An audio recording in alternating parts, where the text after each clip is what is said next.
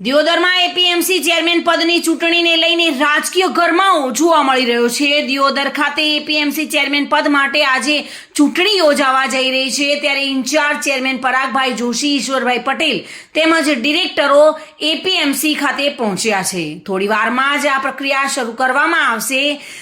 APMC chairman પદને લઈને ભાજપના કાર્યકર્તાઓ અને ડિરેક્ટરો માર્કેટ યાર્ડ ખાતે પહોંચી ચૂક્યા છે। થોડી ક્ષણોમાં જ આ સેન્સ પ્રક્રિયા ચાલુ થઈ જશે અને ઇન્ચાર્જ ચેરમેન તથા ડિરેક્ટરો એપીએમસી ખાતે પહોંચી ચૂક્યા છે। રાજકીય ગરમાવો પણ જોવા મળી રહ્યો છે। હવે વાત એ છે કે દિયોદર એપીએમસી ચેરમેનનો તાજ કોના શિરે છે તે જોવાનું રહ્યું।